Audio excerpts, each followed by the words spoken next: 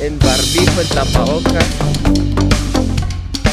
Hola, ¿cómo están? Sean todos bienvenidos a un nuevo video de Aprende con Steve. Espero que se encuentren muy bien. El día de hoy estoy por acá en el Parque del Virrey. Es un lugar muy bonito de la ciudad de Bogotá. El día de hoy vamos a hablar de un tema como específico, de el barbijo, el tapabocas, o bueno, como lo llamen en sus países. Aquí en Bogotá, Colombia, ya como que se reglamentó el uso en espacios libres. Entonces, bueno, ya por fin puede respirar mejor en la calle. Les cuento también que se siente un poco extraño no tener el tapabocas, por ejemplo. Aunque hay mucha gente que todavía en espacios libres todavía lo utiliza. No está mal, está bien también por protección. Pero digamos, en mi caso ya estaba un poco cansado de esto. Igual también les voy a contar la historia de este elemento, cómo creció, cómo fue. Y bueno, empecemos. Digamos, las mascarillas como tal antiguamente se utilizaban, digamos, para los disfraces y todo ese tipo de cuestión. Ya como la parte protectora se volvió como más o menos en el siglo IV antes de Cristo, que se empezaron como a utilizar muchísimo más. Después de la peste negra, del sofocante smog, de los gases, del tráfico, personas que vivían en Londres empezaron a utilizar la mascarilla ya hace más de 500 años aproximadamente. Es un dato interesante. Este parque es muy bonito,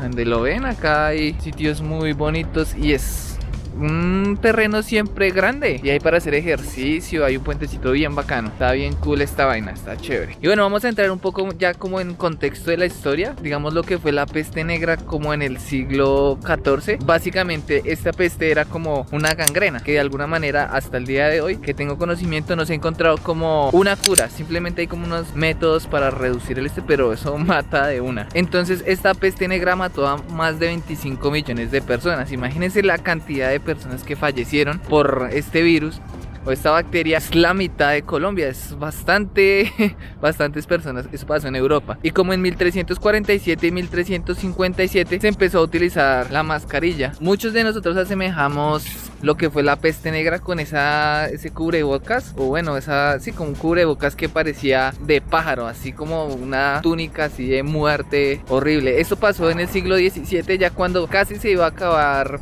todo lo que era la peste negra. Por eso se veían así como un poco macabro y pues tiene representación dentro del contexto. Cuando hablan de peste negra uno se acuerda de esa mascarilla que parecía un pájaro. Entonces ese pico que se veía ahí, ustedes dirán, pero ¿para qué servía eso? ¿O cuál era la vaina de eso? Pues básicamente lo que se utilizaba era para, como este era el pico, digamos este es el pico, ¿cierto? Entonces uno metía unas hierbas aromáticas para que contrarrestara de alguna manera el virus en esa época. Entonces por eso es que era el pico tan largo. Un dato interesante, ¿ustedes lo sabían? Yo realmente no lo sabía. Y bueno, también hablando aquí del parque, que vive como un riachuelo, pues cuando llueve bastante pues ahí queda. Es un parque bastante largo, entonces se divide y pues ahí está el puentecito para pasar y toda la cuestión. No, realmente está muy bonito. Entonces aquí en el norte de la ciudad, para las personas que quieran venir, es como por la 85 con 15 más o menos, 87 se podría decir, pues si quieren venir en algún momento. Listo, eso fue lo de la peste negra y pues de alguna manera salió esto también. Después, en mucho tiempo, llegó, pues pasó la Primera Guerra Mundial, hubieron gases, bueno, un poco de cosas.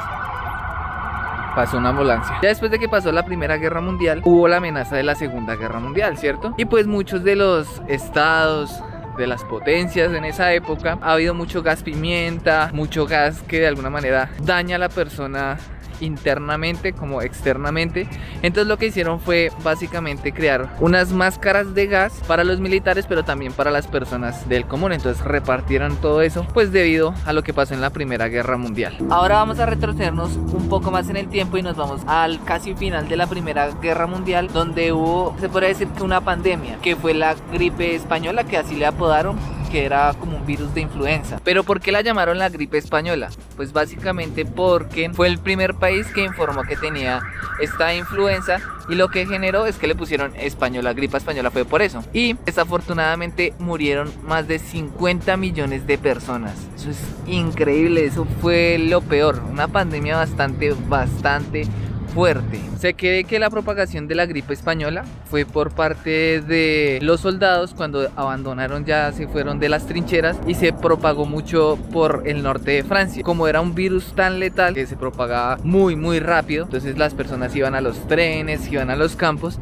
y empezó a propagarse por todo lado. Bastante complejo. Entonces el gobierno les decía que tenían que recubrirse la boca, nariz. Entonces muchos de ellos pues no hacían caso. Otros que sí hacían caso, lo que hacían era ejemplo, nosotros cogemos, no sé, la camisa, nos la envolvíamos y le metíamos grasa o desinfectante. Eso es lo que hacían en esa época, para que el virus de alguna manera no los contagiara. Ahora vamos a hablar del smog, que fue como parte fundamental dentro de estos contextos de utilizar mascarillas. ¿Por qué? Porque digamos al inicio de la revolución industrial, como en el siglo XVIII, lo que generó fue que había tanta contaminación de smog tan denso, con decirles que no se podía ni siquiera ver, era tan denso y amarillo que no se podía ver nada al frente de la contaminación que había. Hubo un episodio bastante fuerte en 1952, entre el 5 de diciembre y el 9 de diciembre, que fallecieron 4.000 personas en 4 días porque se ahogaron de la contaminación del smog. Y pasado unos meses, mucho más